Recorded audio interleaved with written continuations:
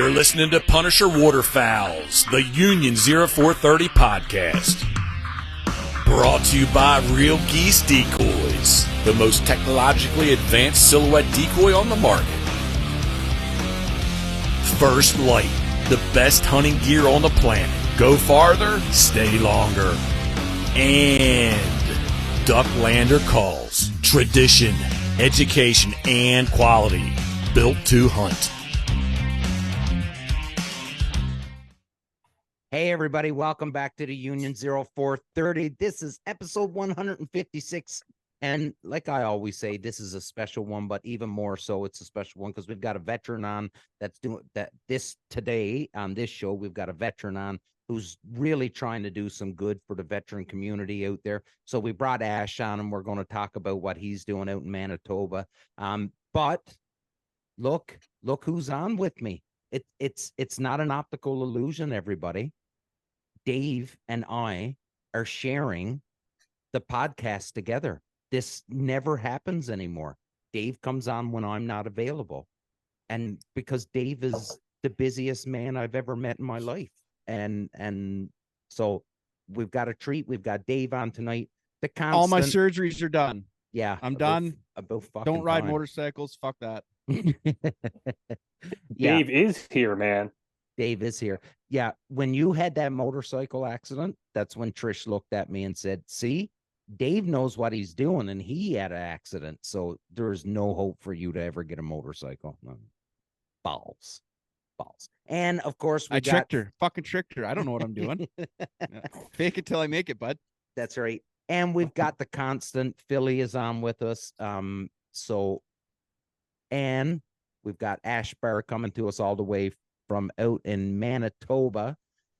So a great show. But before we get into it, I got to ask, because this is something I haven't been doing. And maybe Dave, you've been doing it, and Phil, but I haven't been doing it. And listen, everybody, as you're listening, if you could just hit the pause button and subscribe, like, follow, all that stuff. We're looking to get those analytics up, and we need your help in order to do it. So please spread the word about us. It's happening. You guys are doing a great job, and I can't thank you enough for everything you're doing. But just need a little bit more help, if you don't mind. Invite your friends. Ring the bell. It is free. It is free. Yeah, absolutely. It is free.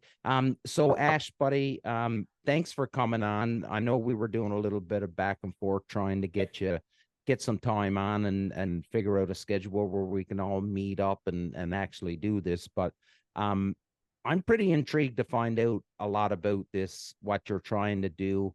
And I wish you were closer, really. But I'll open the floor to you. Let you go out on your spiel. Let you do your thing. Yeah. And then if we've got any questions, we'll ask you and let you fill in the blanks. So the floor is yours, my man. Perfect. Well, coming up mid-September, 15th, 16th, 17th of this year, we're hosting the first annual Weekend for Warriors. So what that's entailing, it's geared with the Netley Lebo Marsh Foundation. So with that, we're bringing out it's 7 veterans this year for a weekend up in around the Netley Marsh, which is, for those who don't know, kind of on the south end of Lake Winnipeg. So we're hosting it out of a place there. Like you say, 7 guys are coming out. We're going to come out on the Friday night, eat pizza, drink beer, sit by the fire, just, a hunting camp kind of stuff. Yep. Saturday morning, no matter what the wind or weather's going to do, we're going to go out and try and get a good field shoot in. Then come back, have lunch, and then head out into Netley Marshes. They're they're the guys who are really bringing this forward. Yeah. And try and get some ducks in the evening. Come back, big fish fry, sit by the fire again, probably have too many beers, stay up too late, and then wake up early again the next morning and go do another field shoot for geese. Mm-hmm. So, and being the first year, we don't know what's going on. Like, things can change, and Absolutely. it's a living document, right? As Damien, just like the military. Yeah. So no plan survives first contact, buddy. Exactly. But then, next year we may do, instead of doing 2 goose shoots, we'll do a duck, a goose, and then go fishing. get the Okay. guys out Yeah. fishing on the river for some of the best catfishing in North America is right at my back door here. Oh, really? And yeah, and or walleye in the in that Yeah. September timeframe, we catch those too. So just to switch it up a little bit. Okay. Yeah. So yeah, so this is open, and I'm guessing it's open to any veteran that really wanted to apply for it, but really Yeah. it's going to come from anybody that's within that Winnipeg area, right? Yeah, they've got to kind of foot their own way to get here. Right. And then once they're here, you don't have to have your hunter safety. If they don't have a shotgun, that's fine. We get, Yeah. waterfowlers, we have more than enough. They don't have to bring shells, nothing. They got a kit list Oh, of wow. stuff they need to bring. We got Prairie Shot, who makes score shells. Yeah, They're I know. donating We know. They're donating 2 flats to us this year. Oh, wow. That's Shells, amazing. so it's more than we expected. Yeah. Yeah. So we're going to be doing that. Everyone's licensed guides. We're taking the guys out. Like it's going to be done and done well. So Yeah. we hope. No, that's awesome. And I wanted to add this little bit just in case anybody that's wondering. So anybody that's wondering and they're saying to themselves, well, why do the boys have Ash on? This is something that's happening in Winnipeg. They're only taking 7 dudes. That whole thing. Why is it coming on the show? And the reason why I approached Ash about coming on the show was in hope that if there's any of the businesses out there that are listening that can provide a donation or help out with making this a better event for the veterans, all you got to do is reach out to me and I can get you in touch with Ash, and then you guys can square away the donations and all that stuff. So that's the big reason why you're on the show tonight, because and Phil's, so I'm ex-military, Phil's a cop, Dave's a firefighter. From us, we really appreciate it when we hear about these initiatives where people are actually taking time to organize something for first responders and that whole bit, right? So we've got to say thank you, and I know the boys will get into it and they'll talk to you a bit. But we are really thankful that you're doing this for the fellas that can't get out to hunt or probably have never been introduced to waterfowl hunting, and now here's a chance for them. And if they've never been introduced, I'll leave it at that, because goodbye to your bank account if you get hooked to this.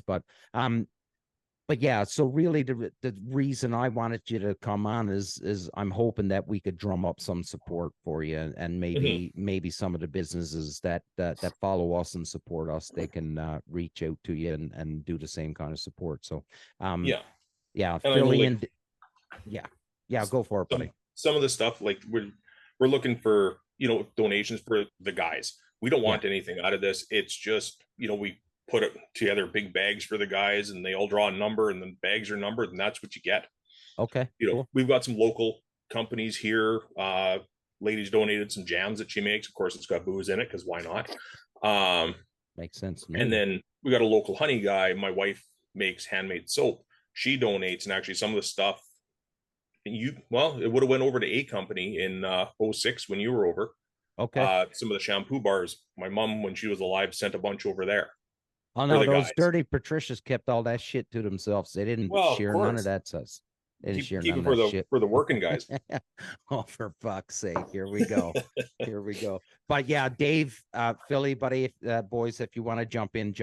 I'll take a break here.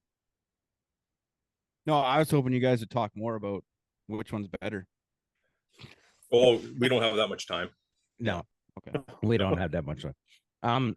But it's almost like me and Dave chirping each other. Yeah, it is. Yeah. It's like cops and firefighters, engineers and infantry. Hoses. Never mind. I can't say it online.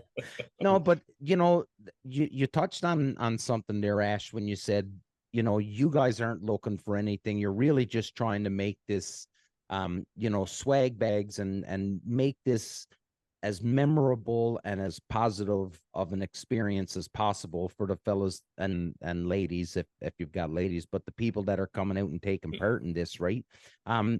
Because I know Dave, you and I have talked about it. Philly, you've been in on the conversations too. And both of you guys get it as well because you're both first responders. So you see it on your end as well.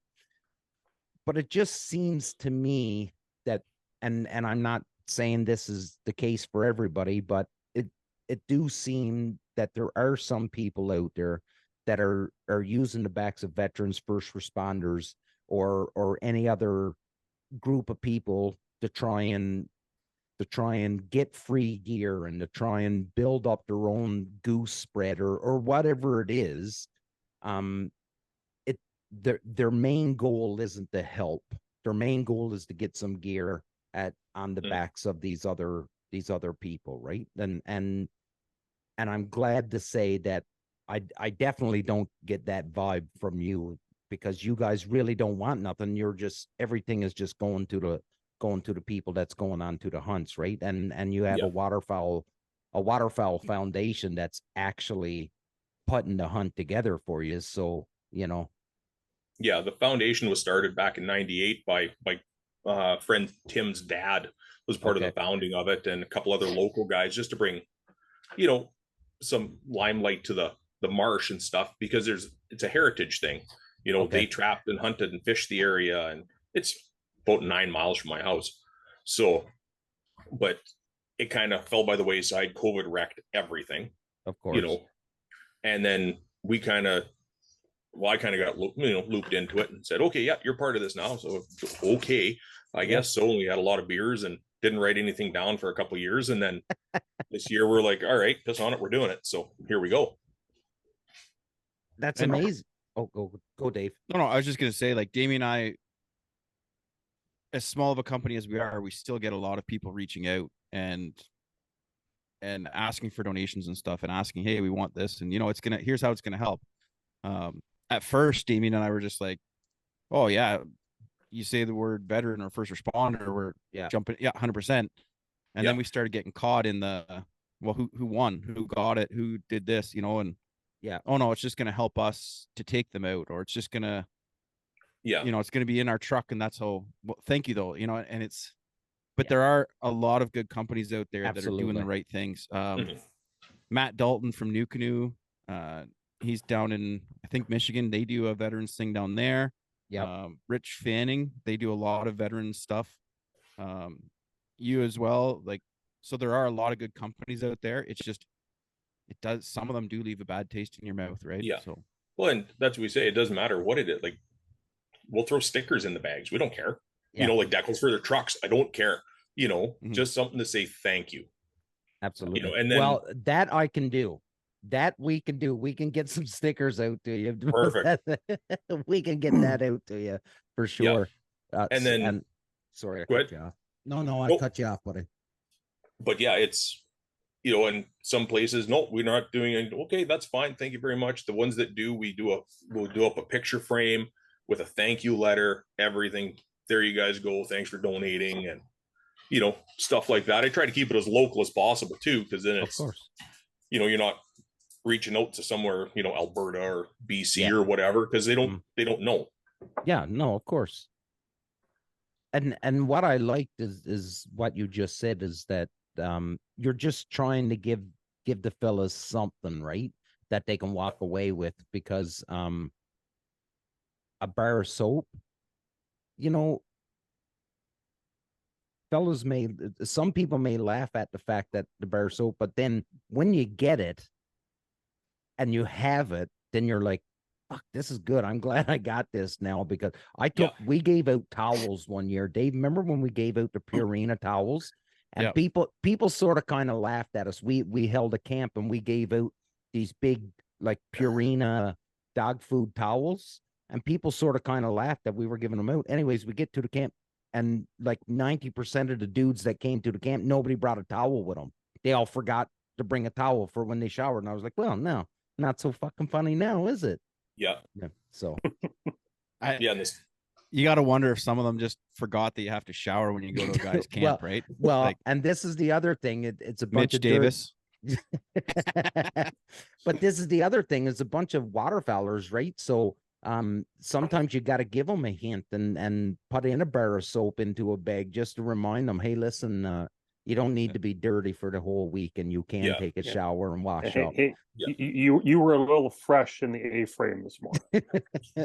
A little Yeah. fresh, yeah. Why is Yeah, everyone in the little A-frame right. except the one guy's in the layout blind? No, that's awesome, buddy. And it sounds like you guys got a good plan. You know, like when we usually do it, we don't just do it for veterans or whatever, but we'll usually do a meet and greet that night on the Friday night. That usually Yeah. involves some pops and stuff like that. But once Saturday morning hits, it's go time, and I don't know if you've been a part of one of these before. I know you were kind of, and now then COVID came in, and now you're back getting it on the go. Yeah, well, that's how, like, my buddy Tim, who's helping run this, he actually rented the house across the street from us, and that's how I got to know him. And then that fall, which I blame him for me wanting to hunt waterfowl again, because I did it when I grew up in Saskatchewan, was he got my name in for the Faces of Freedom hunt that used to be out here. Oh, cool. So I got to go out and partake in the one event, and that the next year, one of the guys who was on it was a buddy of mine, another Patricia, and he committed suicide in the fall.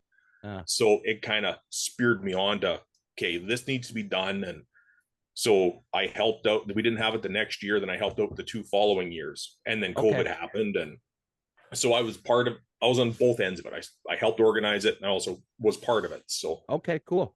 So you get it from both sides. You understand, how can I say it? You understand the importance of it from a participant's viewpoint, but then at the other hand, you get to see how appreciative these people are, right? When you put something, because listen, let's face it, it's all volunteer.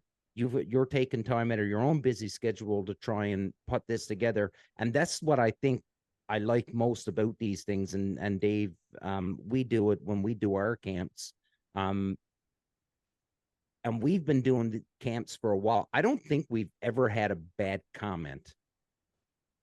I think everybody is genuinely just happy because you're around the same like-minded people. Yeah. And it's just fun, and you know, complete strangers become great friends for years and years to come.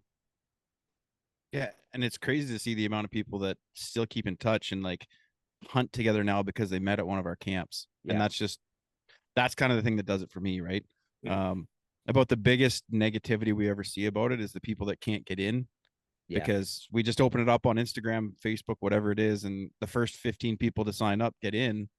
Well, the guy that's 16th, 17th, 18th, it sells out in like 3-4 minutes for the guys' camps, right? Yeah, he'll be sitting in the parking lot with a tire iron, hoping to get up, move up in the line. Yeah. So you touched on Manitoba, was it? Yeah. You're from, and you're getting actual licensed guides there to do the hunts. Well, we are. Oh, you are? Okay. Is that something that you have to do for a camp like this? See, in Ontario, guide, like tomorrow morning, Damien can just say, I'm a guide now. And you're a guide now. So it's kind of a different thing, right? Yeah. You have to write an exam. And then good.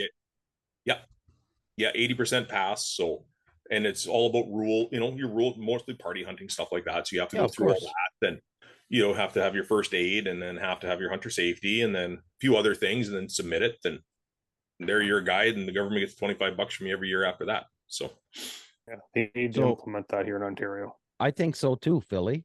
I really do. That was my next comment, you dick. Should have been faster. Day late and $1 short there. Yeah. Philly, your video is lagging, buddy. Yeah? Yeah, that is weird. Or maybe it's me. He's using the body cam footage, right? Well, I'm in like the same spot as every single night using the same computer. Yeah, I don't know. The gerbil inside isn't running fast enough, I guess. Yeah, it's gonna pick up the pace. So what are you looking? Oh, go for it, Dave. No, I just wanted to continue. Like, it's kind of twofold. I really want to talk more about the veteran stuff, but I really think we should also touch on, wasn't it Manitoba that had all these regulation changes for the guide service for waterfowl? It was it's coming in. It's mostly for the guys coming out of the States. Okay. So I got to brush up on that more for this Yeah, year, okay. Because it's almost going. I think this year it's the same as it was before, but next year they're almost going to a draw. Yeah. So yeah, that's what we're hearing. Yeah. which some people complain that, there's this guy didn't get, he went to 5 fields and got blanked out. Guess what? I drove around for 7 days and blanked out, and then all of a sudden I had 4 fields lined up. Yeah. It's part of waterfowl hunting. We got 750,000 people 20 minutes from me, Yeah. and I hunt 15 minutes from here. Well, it's only it's under a 45-minute drive, and there's lots of birds, and everyone from Winnipeg comes up to hunt in the interlake where we hunt. Yeah. So yeah, you're gonna blank out. It just happens. That's the way it is. It almost sounded like they were trying to reduce the number of American hunters coming in, not guide service, but hunters coming to hunt. Well, the big thing with it is you see all these guys, like they're complaining that a guide service would lock up 30,000 acres, so nobody could hunt it except for the guys who are guiding. So that's kind of why they changed that. So Oh, really? Okay. Yeah. Okay. So, yeah, because the way I understood it was this, and you're probably the perfect person to talk to because you're a guide and the whole bit. But the way I understood it was that it was getting put in place to try and stop guides coming into Manitoba. So American guides coming into Manitoba and freelancing. That was the way I understood it. okay. So yeah, so go for it. Wasn't it also that like some American guides would come up and just say that they were hunting but not guiding, and it was kind of trying to crack down on that a little bit as well? Yeah. Could be. A little bit. There was also regulations in there about like Americans that owned homes in Manitoba and the amount of time that they can actually hunt there. Yeah, there's time limits now and stuff like that for that. Yeah. Yeah. So how have you talked to any of the local businesses about what they're thinking about with this coming in? Because at the end of the day, it does seem like it's going to reduce the amount of people coming in to hunt, which would affect the overall economy. Like the Chinese food restaurant isn't going to have 30 hunters now; it's going to have 15. Yeah. That's kind of the thing that we were thinking about and talking about when we had Sean Stahl on, is that it's going to make all these changes. And I'm sorry for going off on this tangent. Is what I do because I got attention deficit and all that shit. But just figured you're the perfect guy to talk about it because you're actually from there, right? So do you think it will actually affect local businesses in that sense, in the fact that they won't have, like the local corner store is not going to sell as much ammo, the Chinese restaurant's not going to have, like for here, there's quite a bit of waterfowling, not as much as out west, like Western Manitoba, because you got that flyway that's more so towards Saskatchewan. Yeah.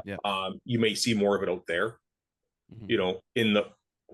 In Selkirk, that's where I live right now. Our big push is in the fall and winter. It's crazy here for fishermen. Like you see, really? When March rolls around, there's nothing but track trucks and snow bears and all this. Like it's all American money coming into the town. Like they go to Boston Pizza, they stay at the hotel. This is the hot lure. They go buy 6. That kind of stuff. But there still would be an influx in the fall for sure. But that's the thing. Like and it's hard to pick a side, and I think that's where we were, Philly and Dave, is that we were struggling to pick a side on which was the right way for this, where to lean, because on one side I'm looking at all of the hotels, motels, restaurants, that just they make, I'm not saying they make all their money, but they make a lot of money when the Americans are coming across the border. So obviously that influx into the economy is big, and these businesses rely on it. But then I also understand you've got guide services out there that this is their this is how they're putting food on their table for their family. So I was having a hard, and I still don't know which way to lean, to be honest with you. I'm still very 50-50 on this. Yeah, it'd be interesting to see what happens after the next couple of years, definitely, to see what's Well, how the cards lay, right? Yeah. look what happened to like Central and Northern Ontario when they canceled the spring bear hunt. Mm-hmm. Oh, yeah. So Northern Ontario is a ghost town now, right? Yeah, like towns literally shut down. Yeah. Yeah. Yeah. Yeah. Well, And and I can remember, like, I've hunted in Manitoba only for a day or two, and then we went on to Saskatchewan, and we hunted out there, and we were with a guide, but it was a little tiny town, and everything, like every person that came into that, every new person that came into that town was eating at the restaurant, was eating at the Chinese restaurant, was going and buying their Pilsner, because you got to drink Pilsner when you're in Saskatchewan. how many rabbits are on that bottle? You figured it out yet? No, not yet. Well, actually, you know what? I've never ever even tried to count them, but I will next time. But you know, like this is a thing, and it is an important thing for these communities that this money comes in, right? Because listen, let's face it, they can't survive just on Canadian hunters alone. They can't. No. They need that American dollar come, and listen, when the American dollar is soaring the way it is right now, that's just good news for the economy up And it's there, more right? incentive for them to Oh, come yeah. up here because it's cheaper. Yeah, You know, absolutely. and even it was interesting with the last year because of the avian flu and stuff, the changes now that came through where everything has to be bagged and no blood and sealed up and all this stuff, when yet they're all you did was make them stop short of the border anyways. They're going there. Yeah. That was the one thing I can remember. We all talked about this when these restrictions came out, and we were like, well, does somebody not tell the scientists that birds don't actually Fly? know that there's a border there, and they just come back and forth as they please? They don't check in with the passport. No, they definitely don't. They definitely don't. I had another train of thought that I wanted to go down, but what was it? Dave wanted to talk about the change to the guide. Anyways, I've lost it. Whoops. Should have wrote it down. Yeah, I should have wrote it down. I should have wrote it down. Ash, no, you're right. Do you actually do guiding on the side, or do you just have the guide license for this? I just got my guide license actually this year. Okay. So I got it kind of for this, but also like I can leave my current job in 9 years retired. So just kind of lining things up for when I retire too. And then I got a buddy who guides, so I can go help him out then if they got a big group. And then if they question it, yeah, I got my license. I'm good. So that kind of stuff. Yeah. And No, go ahead. No, go ahead. No, I screwed you up last time. No, so we're talking, I think you said 15, 16, 17 September. I think those were the dates you said. So like, what are you guys expecting to see that time? Are you expecting just nothing but straight Canadas, like specs? It's rare if you see a spec out here. Oh, is very, it? very rare. They're more west. Okay. So you run it. You do find some snow geese throughout the year, but it's mostly Canadas or lessers. Every now and again, you get some cacklers coming through and stuff like that. And right. But once we do the marsh hunt in the afternoon, odds are that we'll run into mallards. There'll be teals coming through and stuff like that. Oh, yeah. Right. Yeah, they'll have fun missing those teals, not realizing you have to lead them on Wednesday to hit them Tuesday. So, yep. Well, and you know what? The beauty about it is that you're going to put this off, and I hope it's a smasher. I really do, and I hope everybody fills all their limits. And you guys are going to be there and guiding them and sort of kind of setting things up. So they're going to be spoiled right off the bat, because they're going to get all these birds, and after good shots, they're going to, they're going to fill their limits and stuff like that. And then they're going to get a false sense, right? Because they're going to go, duck hunting's awesome. Look at all these birds we shot with the first day out, and we got all these birds, and then they got to go do it by themselves. And they're like, man, this is not easy whatsoever. No, like one of the fields that we have lined up, it can only be hunted for the youth hunt and the veteran hunt. That's the only time people can step foot on that field. Wow, that's and cool. So we shot it a couple years ago, and it was a 20-minute limit. We're done. Like, we had trucks and trailers, and birds are landing in by the decoys laid out on the ground, and it was a great shoot. And the guys had a riot, but we listened to them because it used to be a 1-day event, so it was foot to the floor, give her, Kate, bye. Yeah. And you don't get that hunting camp feel where you sit down and relax and have a bevy or two and visit and get to know the guy next to you. And yeah, like Dave, Phil, you guys can weigh in on this, but like I would say, like, we have a lot of fun when we hunt at our camps, but I would say the most fun is when we're not hunting, when we're back and we're cooking our meals, having a drink, screwing around, doing just, telling jokes and making fun of somebody that missed a shot or whatever. Like, that's where the real fun is. It is fun to get out hunting, but when you got everybody around, that's when the real fun happens. Yeah, I don't go to the camp to hunt. Right. It's just totally a side bit to just the whole collective atmosphere, so to speak. Like, hanging out in the parking lot, having beers, like, especially like the camp last year in Renfrew, like hanging out in the parking lot, talking about shotguns, checking guys' guns, this and that. People are looking to on the road, like, oh, here, pick this up, swing this, how does this feel?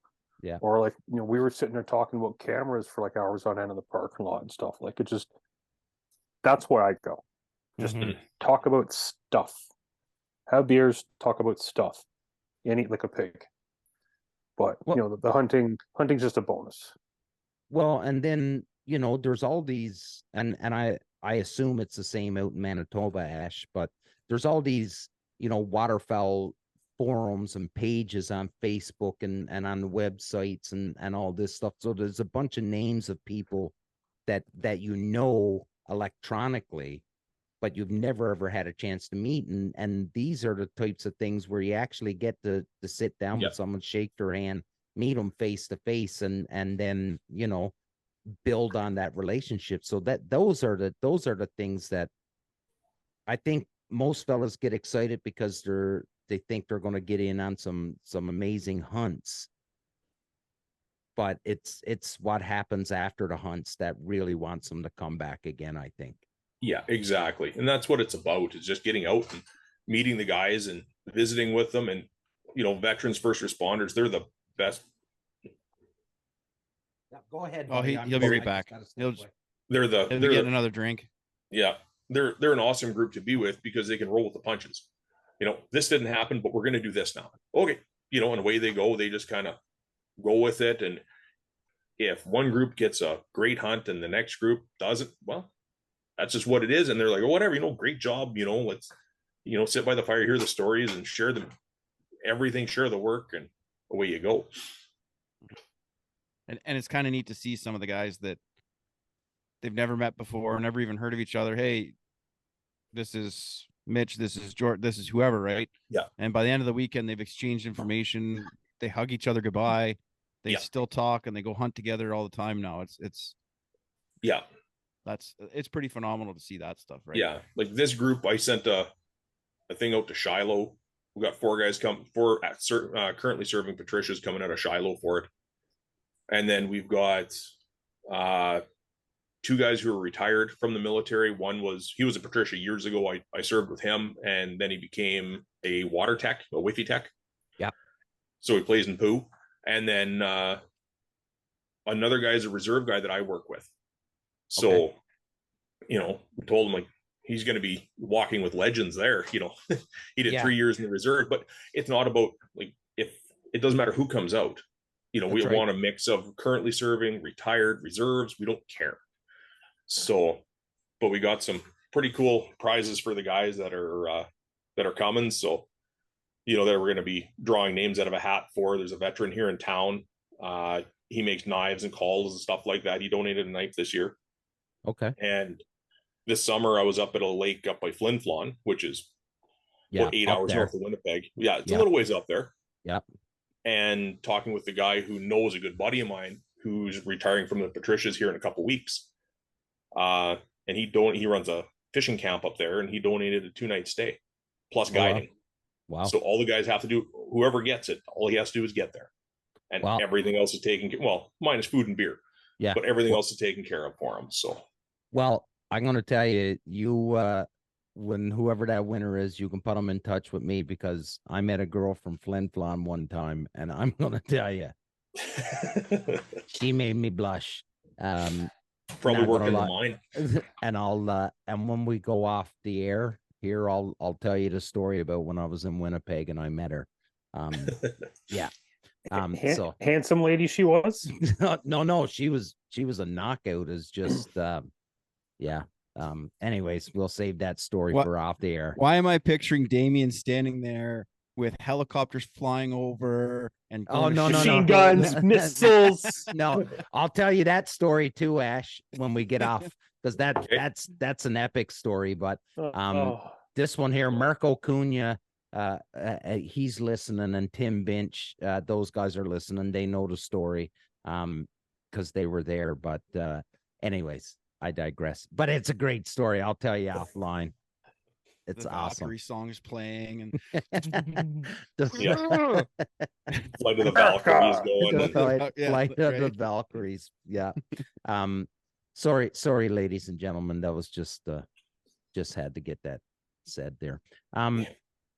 Ash, buddy. So, what is, what's your goal out of all of this? Like, what's gonna, when the weekend is over, and you sit back and you crack a beer and you're just going to go through everything that has happened over the last 3 days.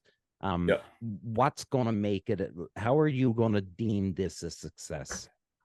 Just if everyone had a good time. It's not, like you said, it's not about killing birds. Yeah. That's a bonus if we get birds, which that time of year, typically around here, it's pretty good. Like you're not working, you're not hunting tilled fields, they're all stubbled still and everything like that. And we've got guys who are helping, who they run permission for farmers. So they've got a bunch of stuff locked. It's just, we're going to hunt this one now. Yeah, go. And they just keep them for us just for that weekend. Wow. That's amazing. Yeah, it's going to be good. But it's, as long as the guys have a good time, I don't care. That's the biggest thing. Yeah. Because everyone's who is, veteran or first responder who gets to go and participate in something like this. Mm-hmm. As long as it's, everyone has a good time, nobody cares. Would you, and Dave and Phil, you guys chime in on this too. I can't speak about the firefighter, the police, the first responder side of things, but I can speak on the military side of things. And in Canada, historically, we never did do a lot for our veterans and our military, right? Like there wasn't organizations that would try and put things together for currently serving or veteran soldiers, airmen, Navy, whatever they are, right? And I don't know if that's always been the case with police and firefighters, but south of the border in the United States, like their police, firefighters, military, they're treated like gold. We never really had that mentality up in Canada, but over the last, it seems like maybe the last 10, 15 years, it seems like it's becoming more the norm now, where people are going out of their way to say thanks to first responders, military people. Have you noticed the same in your worlds? A little bit. I know there was a brief time there where everybody was talking about defunding the police, and then some stupid fuckers did, and then their town went to shit, and then they were like, hire back the police. Well, here's the funny thing. You always like defund the police protest. What do? Can we have you guys just kind of help make sure everything's safe? Yeah. But like down in the state, like especially the military, like in the United States, like they're very, very well respected, and there's a lot of perks to being in the military down in the States, and people that as a community, as a population, as a whole, they seem to embrace their military a little bit more than what we do in Canada. But now you're seeing things like what Ash is doing. You're seeing things like what the Maritime Goose Hunters have done. And there's all these other organizations out there that have done these things. It just seems like it's becoming more the norm now. Would you guys agree, or is that just me? I noticed that, like, I've been in since 97, or Yeah. well, I served from 97 to 2011. Okay. And I noticed the change, as horrible as it is to say, when guys started coming home in body bags from Afghanistan, because the public went, oh shit, this is actually happening. Yeah, this is real. Yeah. This is real. And that's where I noticed the shift. Okay. Yeah. I get it. I could see it. And I would say it's the same, for the police and the firefighters now, because you see news information is so readily available now, right? Like anything happens, it shows up. And I think that's one of the big things. And I think people actually know more about the job now, and the dangers that first responders, military, people in that line of work that they do. But I don't know, Dave, what about you? What do you think? Yeah, I think I do know that there was some before, but as you said, like probably the first time that I ever really thought about it was when Jordan from Maritime Goose Hunters, they started their thing. Yeah. And then he was telling me about, I said, you know what, give me an overview. Like, what are you doing here? And he's like, we're just trying to get people out, trying to take them on hunts. If they have, PTSD, anything, we're trying to get them out and give them an outlet. Yeah. And then I was thinking about it. I talked to a couple people about it, and I tried to talk to people from both sides, and yeah, I think it's kind of a newer concept that's catching on here. Yeah.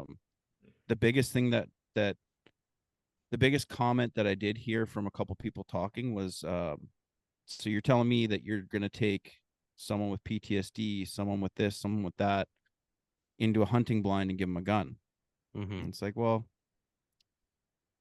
it's not so much that, it's the whole experience. Like, you're thinking about this little piece of like 5-minute time frame, whereas the whole day, the whole experience, the getting to know people, the having someone to talk to, like you'll talk about shit in that blind that people will open up, and you'll talk and you'll become friends, and it gives you that outlet. So I do think that the outdoors being an outlet for people is a seemingly newer concept, I think is fair to say. Yeah. Right. I think, I think you hit it right on the head there.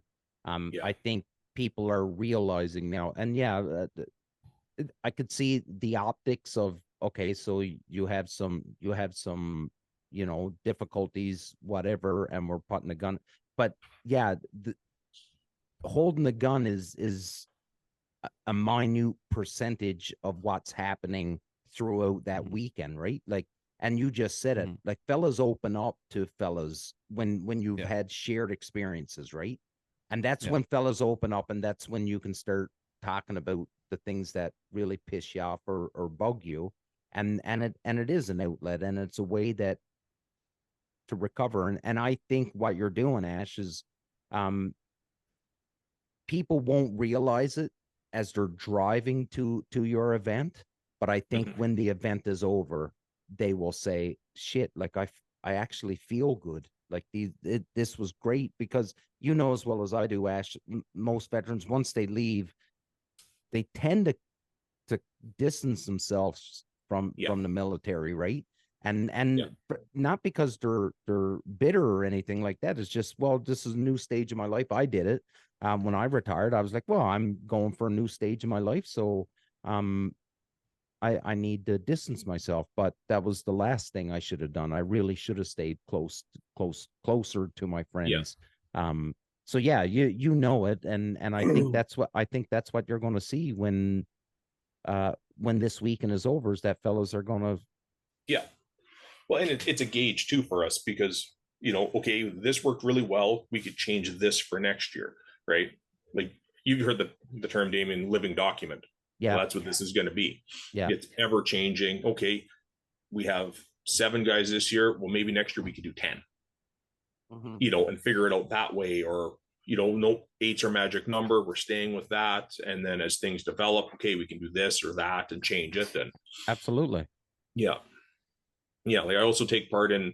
I volunteer my time for the Soldier On program. They do a day of fishing out here. Yep. So, and people they're blown away. Why aren't you like taking part in this? Because you're a veteran. I'm like, because I've got a boat and I can take 2 people out. Let's go. Like, and that's, watching we had a lady and her son this year, and watching her son catch his first fish. Yeah. It was a 33-inch channel cat, but 15 pound, he was having a riot. We caught a ton of fish, and I almost got beat up in the parking lot because we caught most of the fish in the whole event. But whatever. It's all good. It's all good. Yeah, you were probably working with Dan Whitaker out there. So when I retired, I went to work for Soldier On for a little bit. So I was the Eastern Ontario dude there for a little while. Okay. When you talked about catfishing at the start of the episode, I was like, oh man, I hope he's like one of those guys that does that. That Hannah Barron lady that's on all the social media. She like catfish hand right into their mouths, and then she's like holding them. They're as big as her, and she's holding them up and they're flopping around. No, like, she's got bite marks all up her arm. Like I'm thinking, man, this dude's seriously tough as shit. Like, well, with no. Yeah, with my luck, I'd put my hand in a hole and get bit by a snapping turtle. So okay, so let's do this tangent right now. Let's go down. Like, that is the most ridiculous thing I've ever seen in my life, because I think exactly how you do, Ash. I'm going to shove my hand down in a hole, hoping I'm going to pull out this big catfish. But hoping you get your 5 fingers back. Yeah. Like that is going to the bar on a Friday night. But is that not insane though? Like there was definitely whiskey involved when that thing started, for sure. Yeah, let's do this thing here. We're gonna do it. We're gonna call it catfish noodling. We're gonna stick our arm in a hole. We're gonna hope the catfish bites it, and then we'll grab it by the gill plate. Like, good idea, boys. You got that. You look for that one dumb guy. It's like, whoa, we got a job for you. Yeah, but it's awesome. Like when you watch them and you see them doing it, it's awesome. But like, for every picture that you see someone successful and pulls out like this big giant catfish, I'm sure there's a dozen dudes that have lost a finger. Or where they do it, as the old saying goes, don't put your fingers where you wouldn't put your pecker. Yeah. Well, the fact that there's snapping turtles in there, there's snakes, like they do it in the South. Yeah. And they don't do it with channel cats, they do it with blues and flatheads. So different species. Okay. But that they're more of a southern catfish. But there's snakes in there, there's turtles, there's all kinds of stuff. Like I'll just stay in the boat. And that's the thing. Like when I see that Hannah Barron girl doing it, I'm like, that fish is almost as big as her. It's gonna pull her ass in there. And she just hikes it out of that hole. And so the real guest that I would want to get on would be her dad. Like, how did you raise a kid to go out in the world? Like I've been trying to get a hold of that dude, because I'm like, talk about raising your daughter to be one of the toughest fucking kids I've ever seen on this, using social media. She has bigger balls than her dad. Yeah. And that dude's a tough looking fucker too. Like the dad, holy Jesus. Oh yeah. Yeah. It just to me, like, yeah, man, it's just, I know there's got to be bad accidents. Like there's guys drowned every year. Oh, I would think so. Yeah, like if you hook into something massive, like so, or like if you're a young kid and you're doing it, fucking gator. Jesus, I never even thought about gators. Well, this guy's talking about they're down south, and all I can think is like, isn't that where gators are? Is down south? Fuck that. Yeah. Well, blues and flathead catfish can get to be over 100 pounds, and they're nothing but muscle. Okay, boys. So anybody, because we know that you're listening, I know there's a bunch of boys, a bunch of good old boys that are listening to this, and they're just laughing their ass off at us, saying, "Those stupid Canadians, they don't know how to have fun." But if somebody is listening to this episode from down there that does it, please get in touch with us because we'd love to have you on because it's not duck hunting. You know but what? We want to talk about this. You get in We'll touch, make and I'm an getting on a exception. plane. I'm gonna go down there, and I'm gonna fucking shove my hand in a hole and pick up one of these big bastards. Well, I'll come with you, but I'll film. I am not doing it I'm at not all. jumping out of the boat. Damien's like, I'm not getting out of the boat. Fuck that. No, not Yeah, a they'll make chance. Even fun of that- us not doing that, but they won't drive on a truck. Take a truck out on Lake Winnipeg in February because you shouldn't drive a truck on ice. Oh yeah. Well, when it's minus 40 for 8 weeks, you can you can drive a tank over it. So Yeah. Well, even that Paige Gilead went down, and she Yeah. did the catfish noodling. yeah, And she's not a very big girl either. she's not, So- but that girl, like Paige is another, like Paige is a person that could, like a zombie apocalypse could happen right now, and Paige could go out in the woods and Yeah. Yeah. and just survive and be like, Yeah, I'm good. 100%. Yeah. I don't know what's going on. Yeah, Mhm. no big deal. Much like Philly, that's how Philly is too. Philly's a survivor. Hey, as long as I got some bird dog, we're good to go. Got some bird and all your musky lures. I could use some of these things as a club. They're that big. Oh, for sure. That's what I'm trying to do. That was my argument. So Ash, and if you're interested, here's my plug for Tetra Hearing. So this was going to be my argument to Philly, Dave.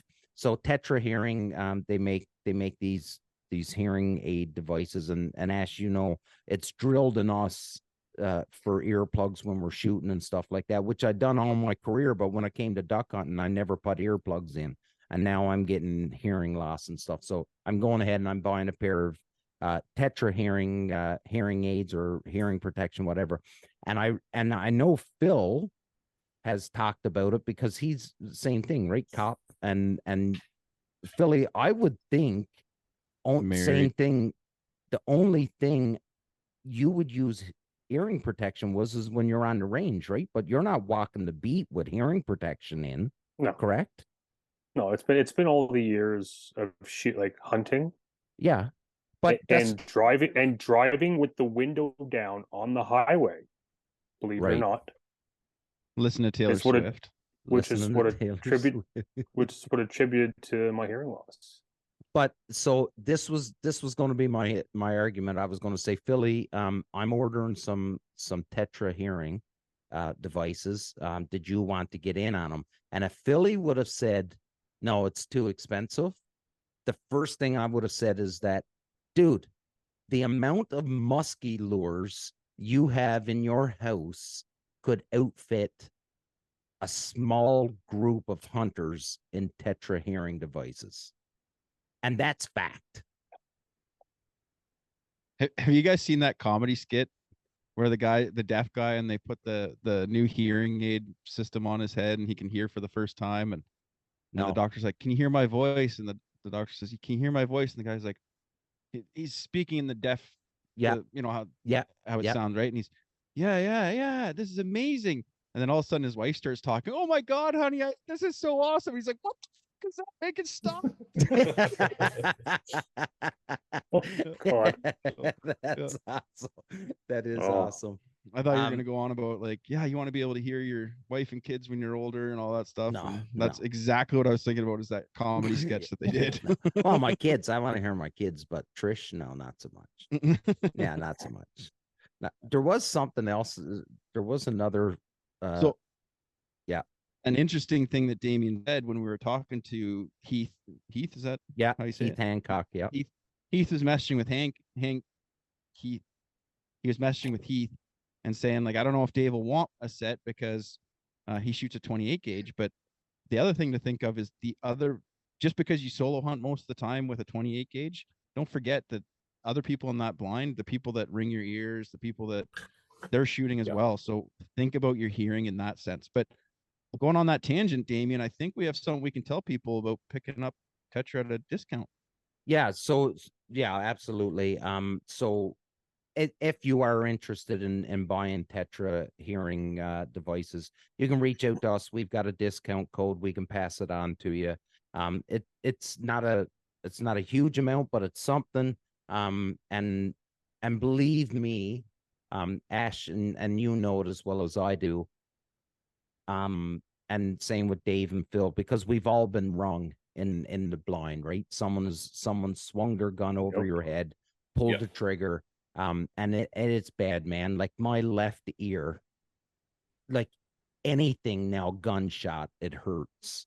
And I don't even need to be real close anymore where it actually hurts. So I've really got to buckle down and buy a set of hearing protection. So anyways, long ways around it. If you are interested in getting something, let me know. I can hook you up with a discount code. Even if you want customized ones, or if you just want the regular right off the shelf, let me know. We can Dave and I can get you a discount code and get you going down there. Yeah. Anything like that is huge, like coming from the combat arms, especially with us, because you're Yeah. you take 1-2 steps forward on where you should be on a tank, and he kicks the main gun, and, okay, well, I'll pick myself up and get the dirt out of my mouth, and Yeah. try You and feel answer the that in phone your that's ringing. yeah, you feel that in the chest. That one Yeah. hurts. That Or one's you don't have earplugs, and okay, find a cigarette butt and shove it in your ear. And seen guys Yeah. do that. Or yeah. I wear a set whenever I'm out, for goose hunting, and Yeah. even I hunt a lot of coyotes in the fall, like wintertime and stuff like that. I wear them for that. It just, anything makes a difference. Well, and the one thing I gotta say, which is awesome, is if you're on social media and you're watching, so a lot of people our age and older, they're still not everybody's wearing hearing protection, but you will see everybody that brings their kids out. Yep. Very rarely will you see a guy or a girl with their kids and their kids not have hearing protection, and which is amazing to see. And like you had said, Dave, talking back and forth to Heath, like it is something that that Tetra is they're trying to change this mentality where people don't put in hearing protection. I get it. Like these things are expensive. And I know they're expensive, but at the same time, they're half the price of what you're spending on your premium auto loader, right? Half the price and half the price of what you're spending on your dog, and a fraction of the price of what you're spending on decoys.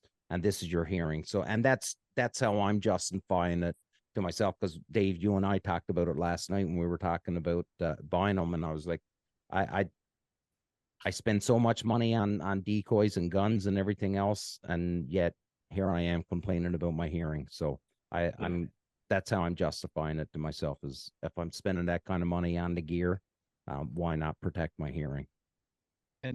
And these new technological hearing protections, they're really good for Ash, someone like Ash who's out taking out other hunters and guiding.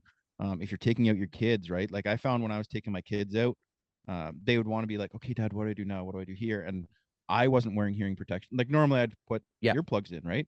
Yeah. But with the kids, it's like, okay, they're talking all the time and I got to see what's going on. So I would take mine out, and then that would show them to maybe take theirs out. But no, leave yours in and just talk to me, right? But these things, they actually have it so that kind of the sound of the human voice you can hear, right? So there's benefit there in that sense too. So and then the frequency of they've got it narrowed down so that if a duck, you'll hear that frequency of a duck more clear. But then on the other hand, you got a guy like Phil, where those Tetra here, it just doesn't fit you, right, Phil? Like no matter, even they're still custom. He can go get the injections done, but it still doesn't fit his ears. So Phil's got to jerry rig and come up with alternate, because even though I try to pressure him into buying them, he can't. Well, I would love to get something. And like, so for those, because we discussed this before the show started recording today. So for those that are watching the show, not listening, watching, don't you even will see show me oh, okay. I was going to say, because your video's lagging, nobody can't see anything right now. Yeah. So for those watching the show, you'll see me constantly fiddle fucking with these earbuds. So I went and had my ears tested last year to find how drastically my hearing sucks, and it's brutal. But my issue is there's like I need to keep this one in because that's the microphone. There's like a little cup in the bottom of your ear here that kind of like will hold like your tetras or like the wild ears or those type of like big injection molded hearing things. I can't wear them just because the way my ears are. I cannot wear those, so I got to try to find some sort of alternative. Now, caveat: Tetra does have what's it? The Aquas? Yeah, the Alpha Shields. Alphas, yeah. Yeah. Those might be an option for me. Yeah, I think they will. As opposed to the big Fandango, like those are like a one size fits most ordeal. Yeah, they're not 95% custom injected. Yeah, I'll be in that 5%. Just you watch. No, but I guarantee you won't. That there's only one person on this screen that would fit in that 5%, and his name starts with Dave. Yeah. Because what? Because it's 50-50. They'll fit or they won't. I guarantee you that if Dave was when Dave orders them, I guarantee you Dave is within the 5% that doesn't fit his ears. I guarantee it's gonna happen. Ash, buddy, I'm sorry we went on this tangent. I'm all good with it. Well, before we get off this tangent, we need to get Heath on the show again. Yes, Heath is coming on. Talking about Tetra, because I have some funny comments that I'm going to make just to get him going. Heath, if you're listening, yeah, I'm sorry in advance. Yeah, no, he is coming on. I think it's up to me to send him a date right now, date and time. So he is coming on. So we'll talk more about this. Ash, buddy, we've been sort of kind of all over the place. So I really want to give you another opportunity. Anything that we didn't discuss and something and anything that you want to get out to the listeners to get more attention or whatever it is that you need. The platform is yours, buddy. Use it. Feel free if you want to come back on before the event and you need to get something out, please let us know. We'll make time for you to get you on. But I'll give it to you right now, buddy. Anything else you want to say, go for it. Yeah, I think everything's pretty much been covered, like just to kind of raise awareness about what's going on. And it was a good avenue as well to talk about, like you say, some people piggybacking off of veterans or first responders and stuff like that, where, it's my partner in this, Tim, he helped out with the Faces of Freedom, I think, for 10 years. Wow. Before we kind of started this one and carrying it on. So it's by far, it's not about us. It's about the 6-8 guys that we bring out. Everything is for them, make it as easy for them as we can. But we listen to them too and have that, like you said, it's camp. Right. Everyone, you pull the trigger. Well, now we got to work. If you don't pull the trigger, you can sit there and drink beer by the fire. Yeah.